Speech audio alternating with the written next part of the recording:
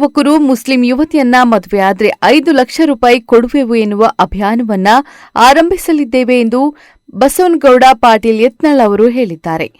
ಕೊಪ್ಪಳದಲ್ಲಿ ಹತ್ಯೆಯಾದ ಗವಿಸಿದ್ದಪ್ಪ ನಾಯಕ್ ಅವರ ಮನೆಗೆ ಮಾಜಿ ಡಿಸಿಎಂ ಕೆಎಸ್ ಈಶ್ವರಪ್ಪ ಅವರ ಜೊತೆ ಭೇಟಿ ನೀಡಿ ಯತ್ನಾಳ್ ಸಾಂತ್ವನ ಹೇಳಿದರು. ಬಳಿಕ ಸುದ್ದಿಗಾರರೊಂದಿಗೆ ಮಾತನಾಡಿದ ಯತ್ನಾಳ್, ರಾಜ್ಯದಲ್ಲಿ ಇಂದು ಯುವಕರಿಗೆ ರಕ್ಷಣೆ ಇಲ್ಲದಂತಾಗಿದೆ. ರಾಜ್ಯದಲ್ಲಿರುವುದು ಮುಸ್ಲಿಂ ಪರ ಸರ್ಕಾರವಾಗಿದೆ. ಸಿದ್ದರಾಮಯ್ಯ ಸರ್ಕಾರ ಅಹಿಂದ ಸರ್ಕಾರ ಎಂದೆನ್ನುತ್ತಿದೆ. ಆದರೆ ರಾಜ್ಯದಲ್ಲಿ ಅಹಿಂದ ಅಲ್ಲ, ಅಲ್ಪಸಂಖ್ಯಾತರ ರಕ್ಷಣೆ ಮಾಡುತ್ತಿದೆ ಎಂದು ಕಿಡಿಕಾರಿದರು. ಹಿಂದೂ ಯುವಕ ಗವಿಸಿದ್ದಪ್ಪ ನಾಯಕ್ ಕೊಲೆ ಪ್ರಕರಣವನ್ನ ಸರ್ಕಾರ ಗಂಭೀರವಾಗಿ ಪರಿಗಣಿಸದಿದ್ರೆ ಸಿಎಂ ಸಿದ್ದರಾಮಯ್ಯ ಸರ್ಕಾರವನ್ನ ಅಧಿವೇಶನದಲ್ಲಿ ನಾವು ತರಾಟೆ ತೆಗೆದುಕೊಳ್ಳಲಿದ್ದೇವೆ.